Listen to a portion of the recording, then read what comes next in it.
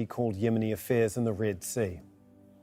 The American enemy shall bear the consequences of this crime. Their military movement in the Red Sea to protect Israeli ships will not prevent Yemen from carrying out its religious, humanitarian, and ethical duty to support the people of Gaza.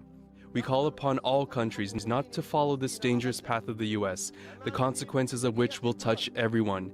On another note, with the grace of God, our Yemeni forces were successful in performing an operation in targeting a container ship that was heading to Israel as a consequence of the crew not responding to our warning.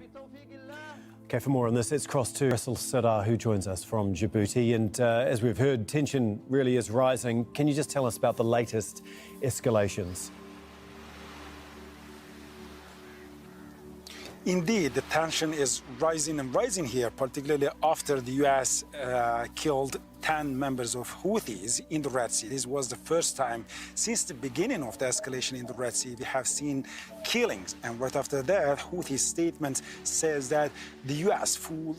bears full responsibility and the consequences. So on top of that, the Defense Secretary of UK, Grant Shapps, says that UK is ready to take further action and is ready to take the direct actions against the Houthis in the region. And he also says that the continued Red Sea aggression is risking miscalculations and also escalation, which could trigger a region-wide. So then the Deputy Foreign Minister of Houthis said that the Yemeni blood has been shed and it's not wasted. Its price is quite high. So now, more and more, we're seeing a threat language is dominating the situation here, and more militarization is taking place. So there are now the concerns that as there are no almost diplomatic talks, what will be the way out of this crisis? Okay, Russell, given the tension, like you mentioned, there must be growing concerns of conflict spreading. Indeed, now the USA is increasing its naval presence here. The UK is sending more warships, and other countries not under the coalition that was formed by the USA are also sending some of the warships here to protect the vessels.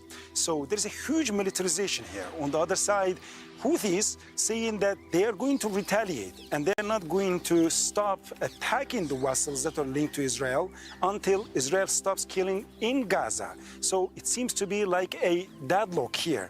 So far, we have seen that the USA remained in a defensive position. And now there are some of the considerations, particularly after this threat language coming from both parties, fueling the crisis here. There are concerns that the USA could change its position from a defensive one to an offensive one. And if that happens, so the concerns here is that it's going to be a wider region. And people here, particularly the authorities in these regional countries around this part of the world, they're saying that if the US or the UK start to target Houthis not only in Yemen, but not only in Red Sea, but in Yemen as well, that could trigger a full-fledged war that could ravage the region. Okay, thank you so much for that update. That is Russell Sadar for us in Djibouti.